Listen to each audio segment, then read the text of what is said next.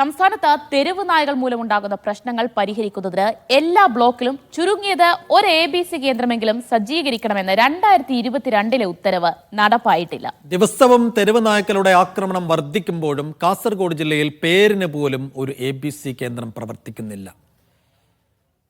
സംസ്ഥാനത്തെ വർദ്ധിച്ചുവരുന്ന തെരുവുനായ ശല്യം പരിഹരിക്കുന്നതിൻ്റെ ഭാഗമായി 2022 ജൂലൈ 26-നാണ് അനിമൽ ബർത്ത് കൺട്രോൾ പ്രോഗ്രാം നടപ്പിലാക്കുന്നതിനുള്ള മാർഗനിർദ്ദേശങ്ങൾ അംഗീകരിച്ച് ഉത്തരവിറക്കിയത്.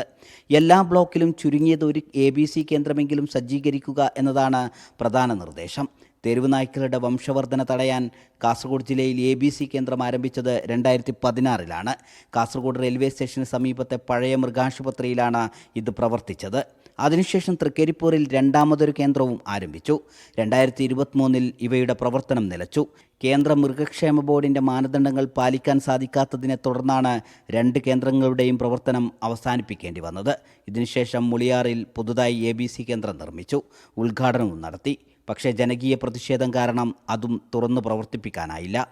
കാസർഗോഡ് ജില്ലയിൽ കാസർഗോഡ് നഗരസഭാ പരിധിയിലും തൃക്കരിപ്പൂർ പഞ്ചായത്തിലുമാണ് ABC കേന്ദ്രം ആരംഭിച്ചിട്ടുള്ളത്. എന്നാൽ 2023-ൽ കാസർഗോഡ് നഗരസഭയിലെ ABC കേന്ദ്രം പൂർണ്ണമായി അടച്ചുപൂട്ടുകയാണ് ഉണ്ടായത്. തൃക്കരിപ്പൂരിലെ ABC കേന്ദ്രം കഴിഞ്ഞ 1 വർഷമായി പ്രവർത്തിക്കുന്നില്ല. ദിവസവും തെരുവുനായ്ക്കളുടെ അക്രമം വർദ്ധിക്കുമ്പോഴും തെരുവുനായ ശല്യം തടയാനുള്ള ഒരു നടപടിയും ഉണ്ടായിട്ടില്ല.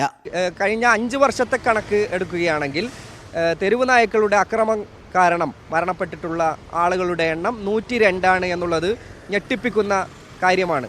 ഇങ്ങനെയൊക്കെ മനുഷ്യരുടെ ജീവന് ഭീഷണിയായിട്ടുള്ള തെരുവുനായ്ക്കളുടെ പ്രശ്നം പരിഹരിക്കുന്നതിന് വേണ്ടി സർക്കാരോ തദ്ദേശ സ്വയംഭരണ വകുപ്പോ ഇതിൽ കാര്യമായി ഇടപെടുന്നില്ല എന്നുള്ളത് പ്രതിഷേധാർഹമാണ്.